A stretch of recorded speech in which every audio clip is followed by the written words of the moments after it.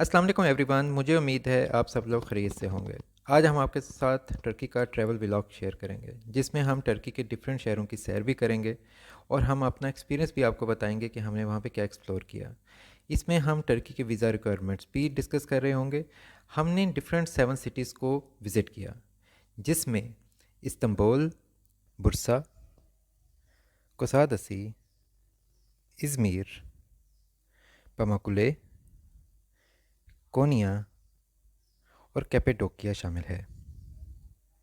हम आपको इसमें ये भी बताएंगे कि जब आप टर्की का विज़िट करें तो आपको इनमें से कौन सी ऐसी प्लेसेस हैं जो एक्सप्लोर करनी चाहिए, और ऐसी भी प्लेसेस होंगी जिसका आपने कभी जिक्र भी नहीं सुना होगा पहले। सबसे पहले हम टर्की की वीज़ा रिक्वायरमेंट्स को डिस्कस करते हैं। Application form, 2 passport size photographs, biometric, used pages of old passport, एक कवर लेटर जिसके थ्रू आप एप्लीकेशन मेंशन करेंगे, bank account maintenance certificate with their financial documents और प्रूफ ऑफ फंड्स, या आपको बैंक स्टेटमेंट देनी है।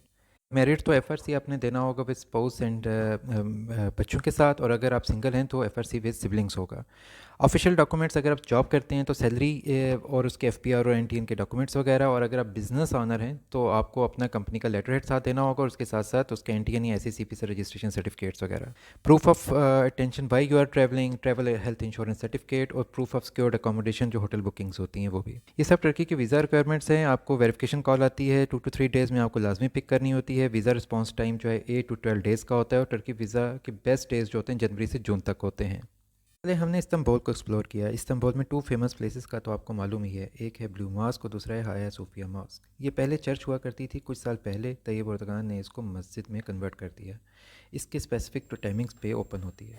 हाया सोफिया से बाहर निकलें तो सामने इसके ब्लू मॉस्क है, और इसमें टूरिस्ट का हर वक्त रश ही रहता है। इसका जो सामने कॉरिडोर एरिया होता है, ब्लू मॉस्क को नीली मस्जिद भी कहा जाता है, और इसके बैक का जो व्यू है वो बहुत ही कमाल का नज़र आता है।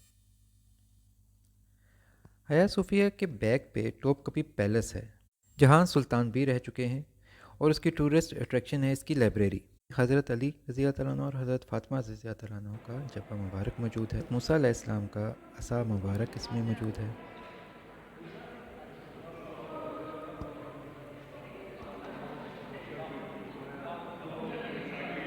हज़रत दाऊद अलैहिस्सलाम की आप तलवार देख सकते हैं, और नबी सल्लल्लाहु अलैहि वसल्लम का प्याला मुबारक जिसमें हमारे नबी पानी पिया करते थे।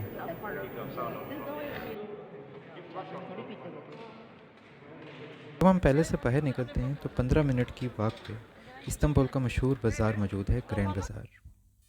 ये बहुत बड़ा बाज़ार है और इसमें रास्ते याद रखने पड़ते हैं, नहीं तो आप रास्ता भूल सकते हैं।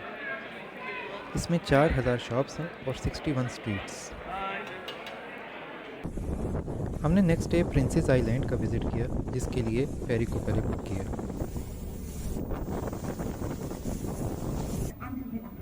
और ये प्रिंसेस आइलैंड का व्यू है।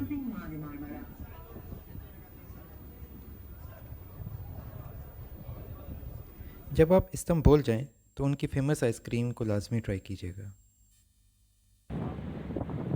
हम प्रिंसेस आइलैंड से वापस आते हैं तो इस्तंबुल का व्यू भी बहुत कमाल का नज़र आता है। ये अरेबियन डिलाइट स्वीट्स बहुत ज़्यादा फेमस हैं, और टूरिस्ट यहाँ से 10,000 से 1 लाख तक की स्वीट्स बाय करते हैं। आप शॉप पे जाएं तो हर शॉप को स्वीट्स टेस्ट करवाएगी।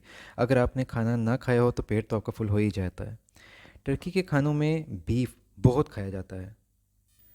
रात को हमने क्रूज़ डिनर किया। ये लार्जेस्ट साइज़ का क्रूज़ होता है, जिसमें कुछ कल्चरल डांस परफॉर्मेंसेस भी होती हैं। रात के वक्त बॉस्फोरस ब्रिज का व्यू भी बहुत कमाल का होता है। इस ब्रिज के वन साइड पे यूरोप और अदर साइड पे मिडल ईस्ट और एशिया शामिल है। ये उनकी कुछ कल्चरल डांस परफॉर्मेंसेस थी।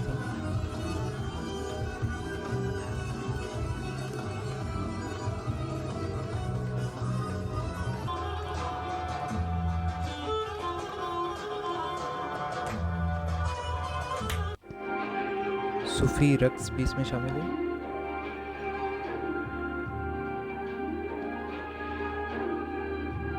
हमने रोड ट्रिप किया और सेकंड डेस्टिनेशन थी बुरसा। बुरसा एक कदीम सिटी है। सबसे पहले हमने माउंटेन के टॉप पे जाना था, और वहाँ पे चेयर लिफ्ट भी यूज़ की।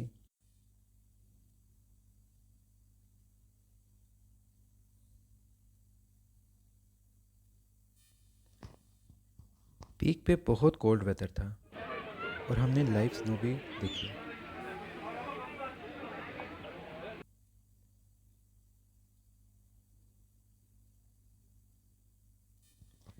नेक्स्ट डे हमने सुल्तान का मज़ार विज़िट किया जिसमें शहज़ादा अलाउद्दीन, सुल्तान उस्मान और शहज़ादा ओरहान और उनकी फ़ैमिली की कब्रें मौजूद हैं।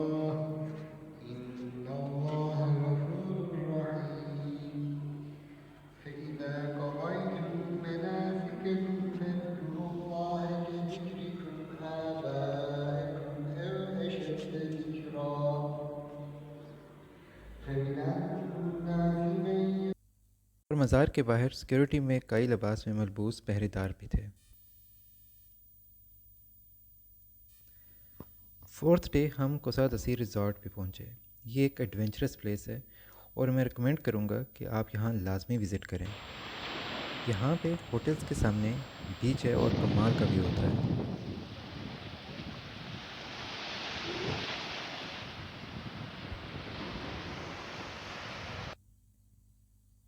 और वहाँ से हमने आइलैंड का विज़िट भी किया।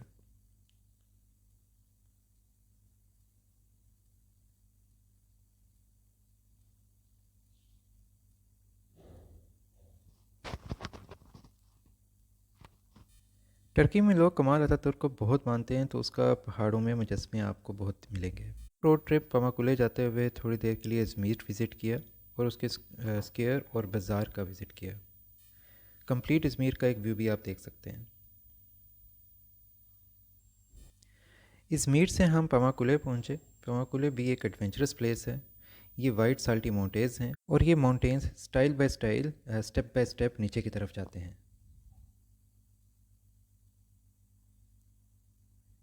ये टर्की में एक नहर है जो डिफरेंट शहरों से गुज़रती है। पमाकुले से कोनिया, ये भी एक रोड ट्रिप था। कोनिया में फ़ेमस हज़रत मौलाना जलालुद्दीन रूमी का मज़ार भी है और एक लाइब्रेरी भी है, और इस लाइब्रेरी में उनका कंप्लीट तहज़ीब और कल्चर शो होता है। सबसे छोटा और कदीम कुरान पाक भी यहाँ पे मौजूद है।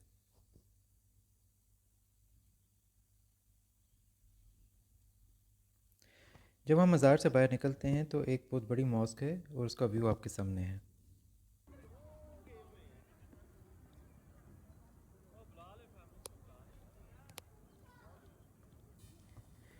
एक और मोस्ट एडवेंचरस सिटी है कैपेडोकिया, जिसमें माउंटेन्स भी हैं और उसमें लोगों ने घर भी बनाए हुए हैं और व्यू पॉइंट भी बड़ा कमाल का दिखता है।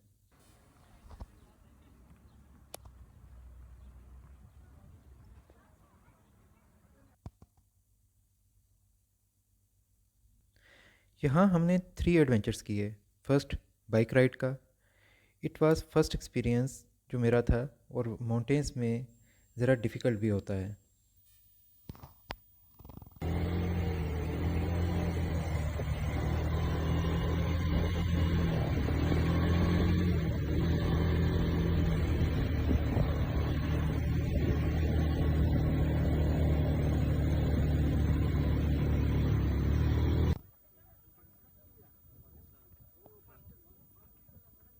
सेकंड एडवेंचर है हॉट एयर बलून राइड। ये आपको 5:30 AM मॉर्निंग आफ्टर फजर नमाज वहाँ साइट पे जाना होता है। पहले बलून को एयर फिल किया जाता है और फिर आप 20 मिनट्स तक हवा में राइड करते हैं।